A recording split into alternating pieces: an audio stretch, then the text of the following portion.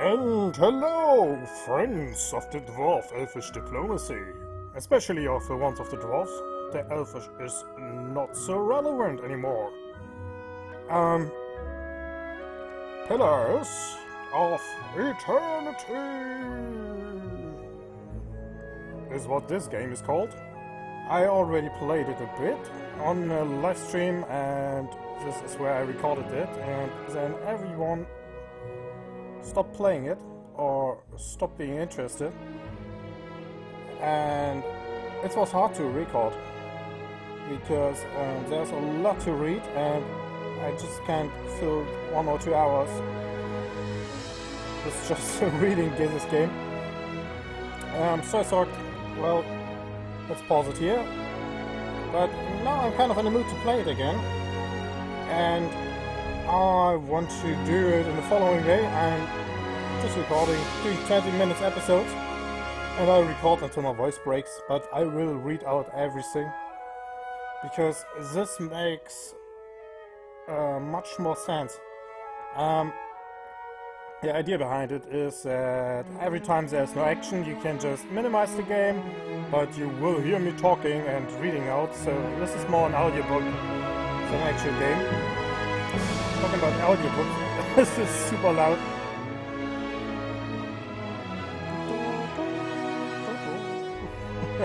But also great. Alright, let's start a new game on normal. Expert mode disables a number of helper features in the game. Players who want to rely on their own faculties and intuition while playing the game should play expert mode. This option is selected when you start the new game. It cannot be gambled in game, and if disabled, cannot be re-enabled in the game. And Trial of Iron is Iron Man mode. It's just no. If someone dies, the file is deleted and you will start again. No, not happening. Let's go with none of these. And let's go with normal, as the game is intended. I personally tried hard mode. It's called hard mode for a reason in this game. Obsidian Entertainment presents Pillars of Eternity. La, la, la, la, la. A black screen appears, and a picture of a camp in front of some ancient ruins. I'm drinking coffee while doing this, by the way.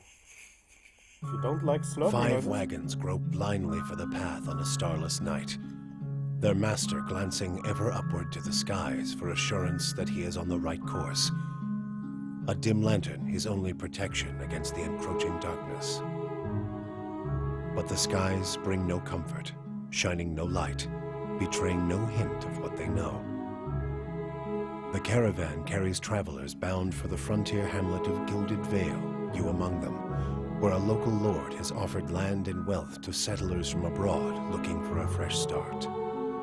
You have taken suddenly ill, sweating and shivering, and one of the other travelers signals for the caravan master to stop on your behalf. He pulls up just in time to avoid plowing into the trunk of a fallen tree that bars the way ahead. You will go no further tonight. My sickness rescued everyone, because I am the hero of the story. Am I? Am I really the hero here? I guess we will decide that on the way. But I do want to roleplay a bit. I want to be Mr. Super Practical Dwarf here. I keep it simple, stupid. That's my idea. I played the first chapters, but I haven't played much further. Also, most of the time when I play roleplay games, I prefer a talkative character. So this will be interesting. Okay, I can change between humans, Almoras, dwarves, elves, all lands, and godbugs. And I'm taking the dwarf. By virtue of land covered in number of colonies settled, dwarfs are the most well-traveled race in the world. They are commonly found in Direwood, the Valian Republics, and almost any colonized land. Dwarves are known for their great strength and tenacity. Okay, Direwood, a colonial nation founded by settlers from the Edda Empire. Following a series of conflicts with Edda, their territories became independent in 2672 AI, and now is ruled by a duck. Yes, by a duck.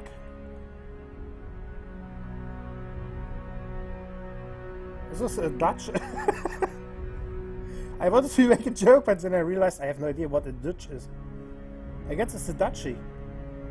So by a duke, who is elected by 7 earls that oversee its earldoms. Yeah, I guess it's a duke. In my book, it's ruled Direwood, the wood of the duck.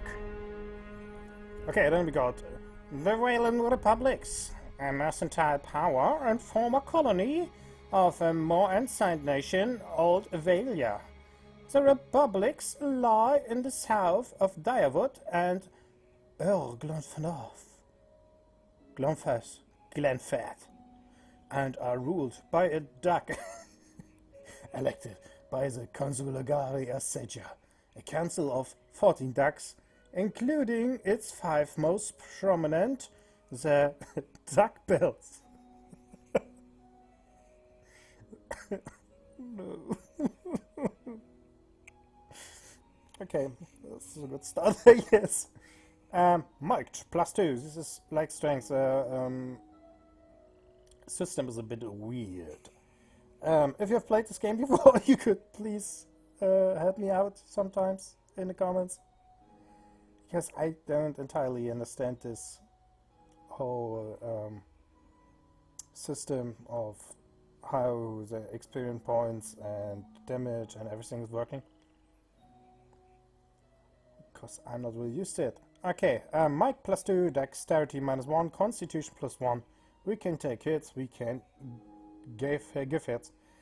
And I want to have the most powerful armor available, together with a shotgun at some point.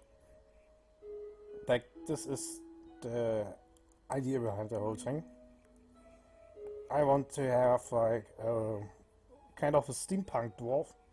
That would be nice, because my idea here is that I'm a blacksmith and also an engineer. So I'm also going a bit for intelligence. Like I said, I want to have him to wield a shotgun. Okay, next. Am I a mountain dwarf or am I a boreal dwarf? I can't be a boreal dwarf, they have no beards. Okay. Mountain dwarves, Aptapo, yeah, originated on the continent of the east of Direwood and have spread through the area several times, unless the similarly diminutive islands, who are frequently subjugated. The Aptapo have always directly fought back threats posed by larger kith, and opted to fortify their residence rather than move on. Mountain dwarfs are common in the Valian Republics, but not seen as often in Direwood or Redcaras. Hale and hardy, mountain dwarfs have a bonus to defend against poison and disease attacks. So this is like gross attacks, this is like poison, okay. Poison? A poison afflicts. A poison effects can be a variety of status effects or affliction, typically from a creature's attacks, but often from a spell. And disease? Diseases can inflict a wide variety of status effects or afflictions. A disease effect is typically from a spell, but often from a creature's attacks. So this is more common with creatures, this is more common with magic. And Redcaras. Direwood's neighbor for the north. Redcaras is a nation firmly rooted in its Eotasian faith, a fervor that took hold during the events of the Saints' War and remains even after the apparent death of Eotas. Alright. A lot of info.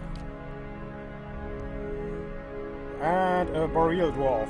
Most Boreal Dwarfs, Anutanic, live in the remote southern island of Nazitek, where they share the rocky tundra, snow-covered forest with migratory pale elves, and the coast-hugging ships of Ormana. Like their northern cousins, Anutanic share an instinctive love of exploration. Boreal dwarfs are somewhat common in the Valen republics, but seldom encountered in Direwood. Hunter's instincts. Boreal dwarfs gain plus 15 accuracy against any creature of Vila or primordial types. Yeah, let's take the normal dwarfy boys. Okay, now I have to decide. I can be a barbarian. Brutes, madmen, berserkers. So city-dwelling people often use the term barbarian with a dose of disrespect. These rural warriors are respected by the communities for their ferocity and fearsome presence on the battlefield. Barbarians have a special, almost religious rule in some cultures. But in many places, the undisciplined, fearless style of the barbarian is simply how warriors conduct themselves. Starting ability, Carnage. When barbarians hit with a melee attack, they automatically make reduced damage attacks at all other enemy within a short distance of a target. So they swing stuff around and hit other shit. That's more classic, more survival. Alright. Chanteur. In every culture across the Aura there are chanters. Many historians consider chanters to be the most ancient workers of magic. Their hallowed phrases stirring the collective memory of wayward souls among them, compelling them to regenerate magical effects in a kind of reenactment. In some societies, chanters form organized groups of storytellers and researchers, but in most parts of the world they are just time-honored part of folk traditions. Blah blah blah. Yeah, yes. Okay, I don't want to read all the magic classes, because it's not fitting. I want to have something that fits my character. Cypher isn't. Druid isn't. Fighter, Paladin, Ranger maybe, but I guess Ranger aren't really in for the big stuff. And also I don't want my dwarf to be stealthy. Shaz is a straight up wizard, not interested. Monk. Okay, this is mostly close combat. So, fighter or paladin, I guess. Fighters form the front line of disciplined armies across Eastern Reach.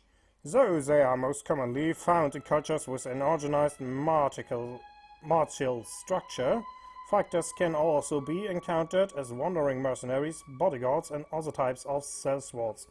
The common element that unifies fighters is a heavy focus on endurance and melee defense. Yeah, sounds right. Constant recovery, fighters continue to regenerate endurance at a modest rate during combat. Yeah.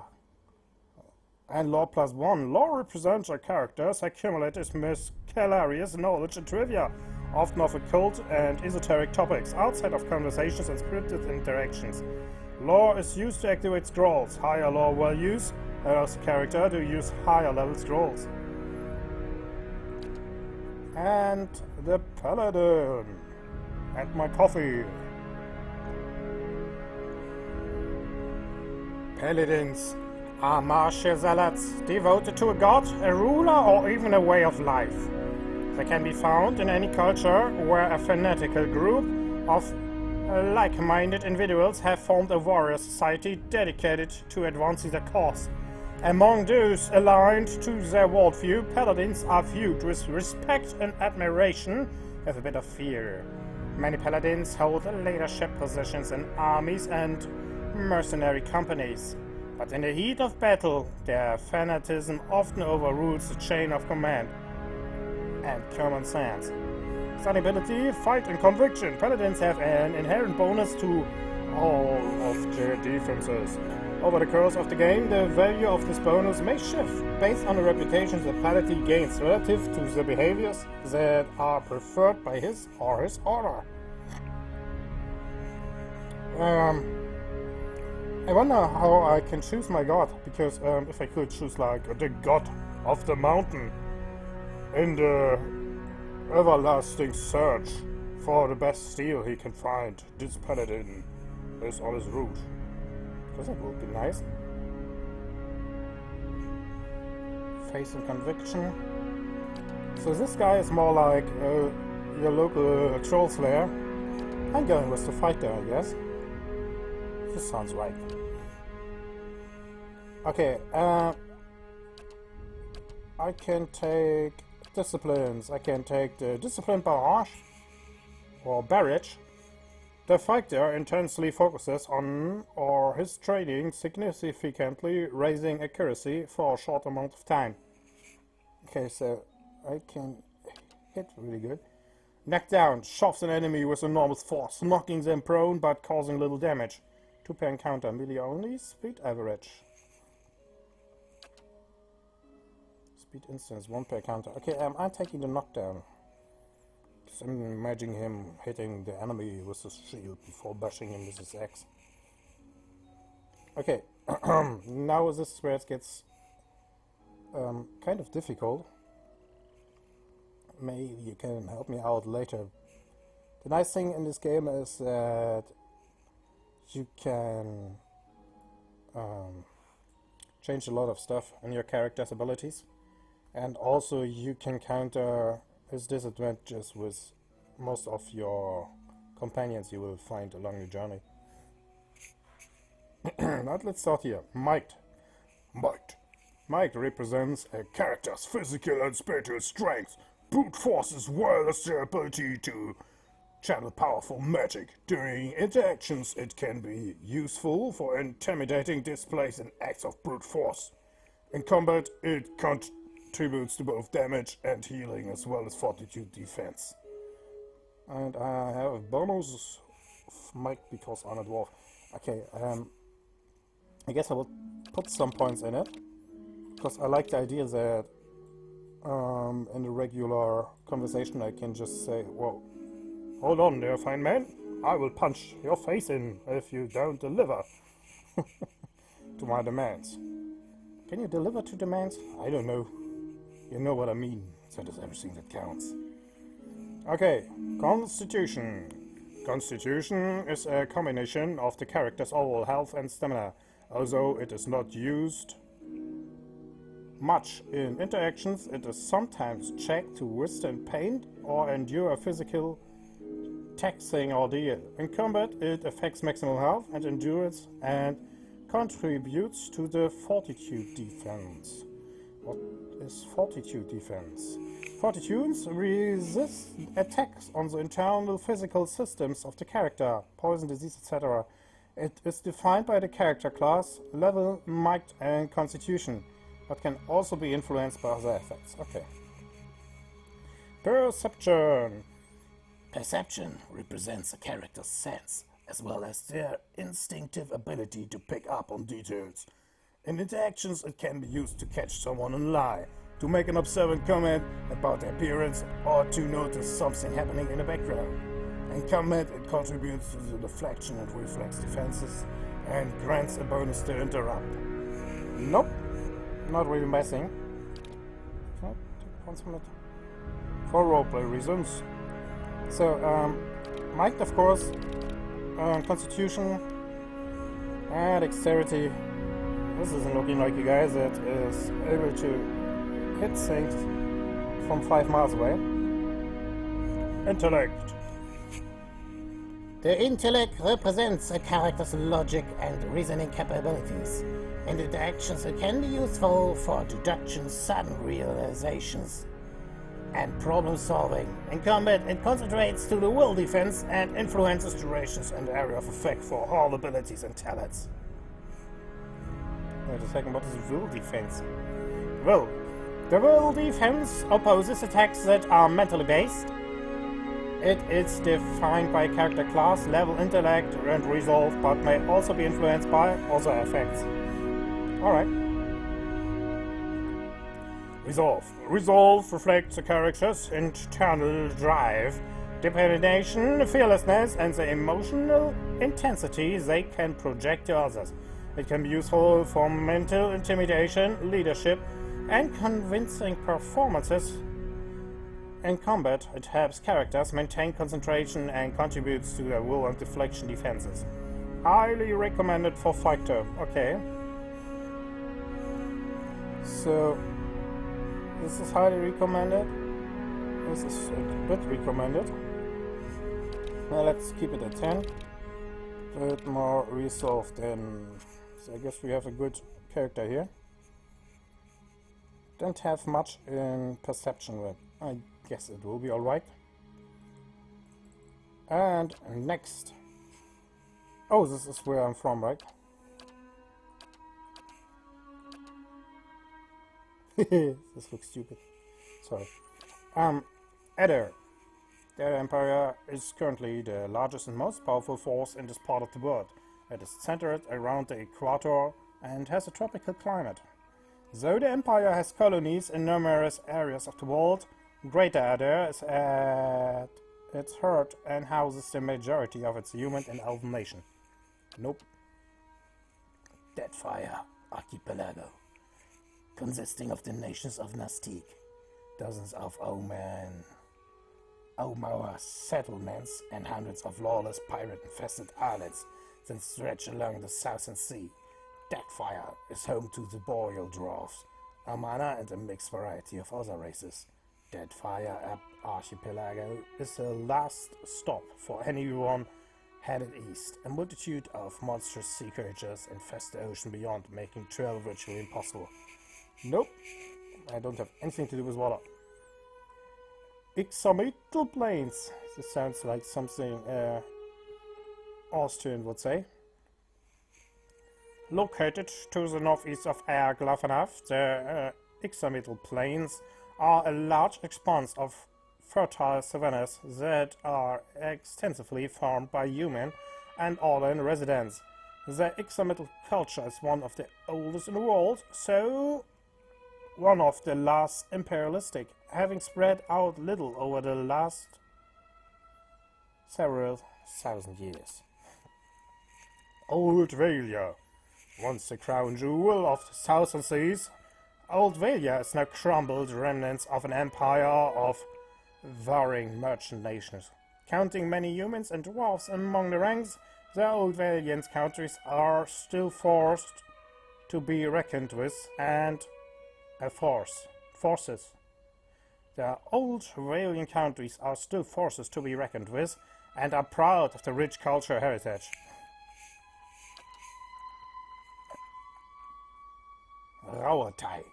Dominated by the Auma nation of Rauatai, the Gulf itself is host to a number of nations, most of them Auman, Orlan, and Dwarf. I'm taking this one, I guess. Also, it's Constitution +1. Though these countries are relatively young, they are some of the most advanced colonial settlements in the East. The Gulf is a land of riches and resources for those who can take them, though the entire coast is often pummeled by violent storms. And the Living Lands. The Living Lands is the mountain region of a large northern island renowned for its diversity of plant and animal life. Its weather is unpredictable and its ecosystems vary dramatically from valley to valley. The Living Lands are home to an assortment of races and variety of colonial and independent settlements. And the White Advance, a large cracked southern expanse of polar ice.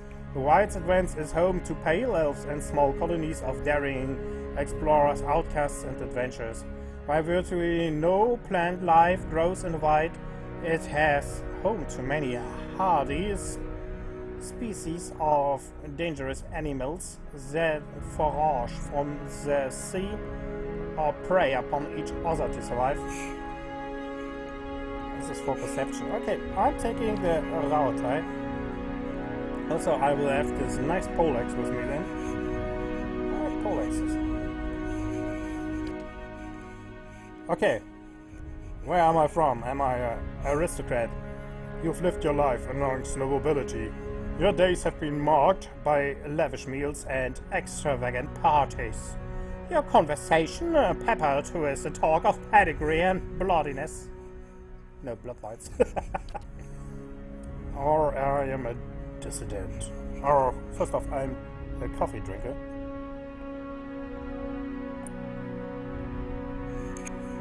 You've made a name for yourself as a troublemaker. Disrespect for authority and the lack of care regarding the rules are recurring themes in your life. Or am I a drifter? You never quit Fint Inn, no matter where you go. Each town is just a place to rest briefly before moving on to the next. You are more comfortable on the road, traveling the world. Hunter. You live for the thrill of the chase. Whether for glory or for sustenance, you made your living taking the lives of wild creatures. Or my laborer, your life has been spent in the study of your craft. You trained and prepared, hoping to hone your skills and ply your trade. That sounds right. Mercenary. Blatant battle is your way of life. You solve your problems by pulling out your weapon and applied force. Merchant. You have traded goods from all over the world, pairing items with buyers of all kinds. A scholar. For you, knowledge is a relentless pursuit. You hoard each kernel of information as though it were precious metal, and time you don't spend learning is time wasted. Or my slave. You never know of freedom. Shackles and chains have bound your existence, and someone has told you what to do your entire life. Nope, I am a laborer. And I want to be the best blacksmith in the world. Okay, let's see what I can do here. Okay, this is... I remember I can set these later. So it will look good, but I want to keep a black and red theme up for this dwarf. Because it looks awesome.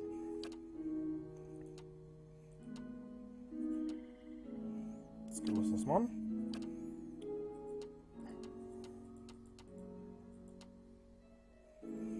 My parents warned me about the red dwarf. With the red beard. This looks stupid. Okay. Let's go with this one.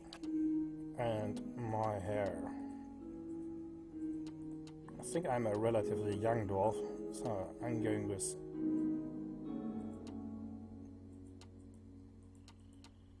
Yeah, let's go with red like the fire.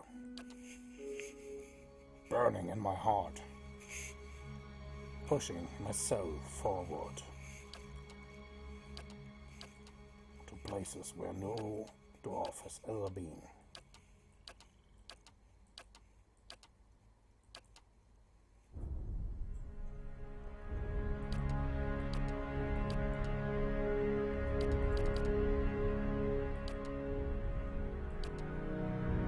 Let's go with this one.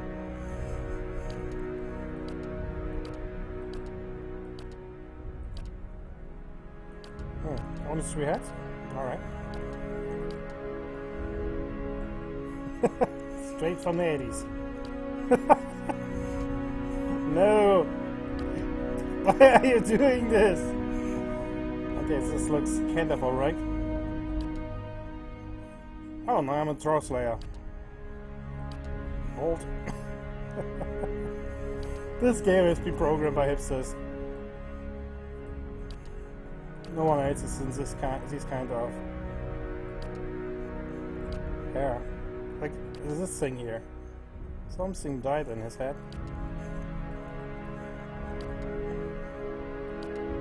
This is alright. This goes as well. Way too brave. Yeah, okay, let's go with this one. Seems to be alright. Next. Portrait. Oh, quite fitting. Okay. Now I am the leader of the group. No further questions. Enter name. Bauta. Accept and done. I guess this episode will be a little longer. Because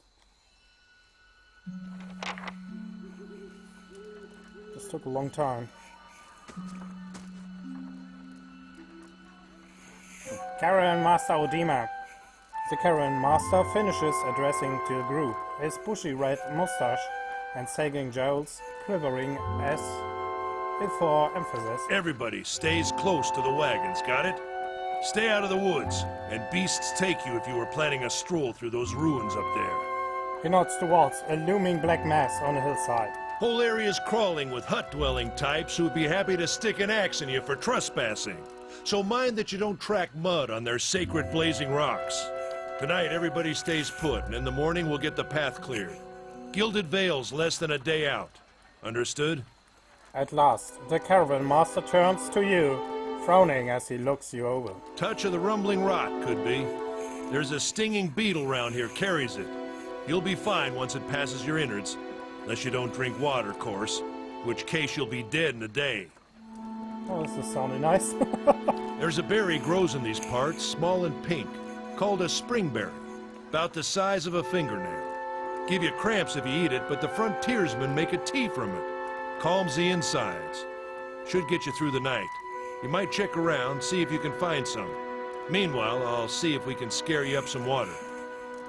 I know you want to hunt before it gets much darker, but see about refilling our water first. Got a sick one here. He nods in your direction. Sparful nods and slides the worn bow over his shoulder. Okay. Now I need to find a voice for my dwarf, I guess.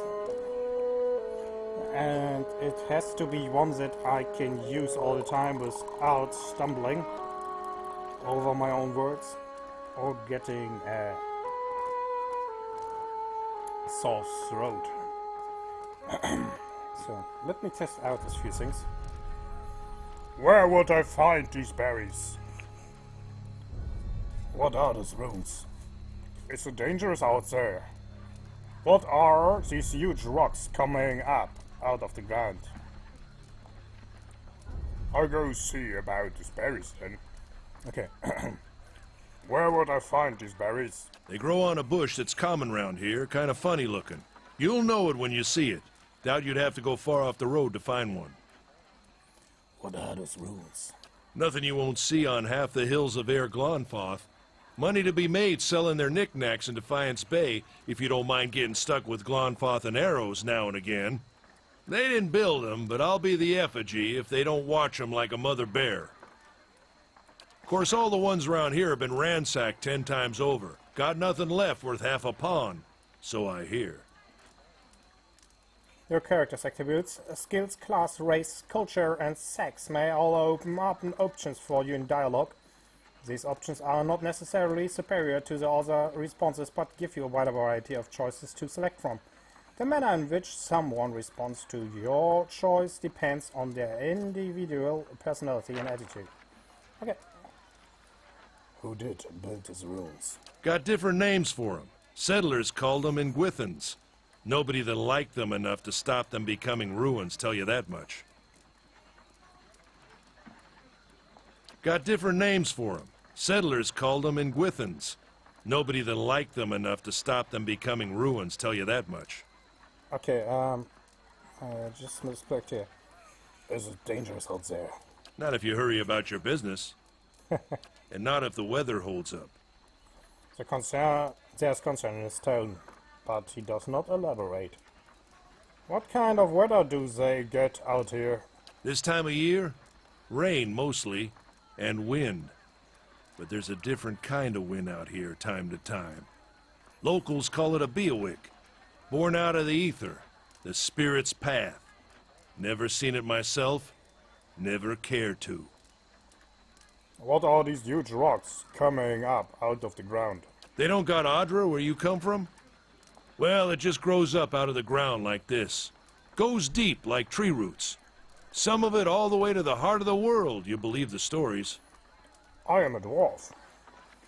If there was such a thing, I would know about it. It's more like a shell than a proper rock.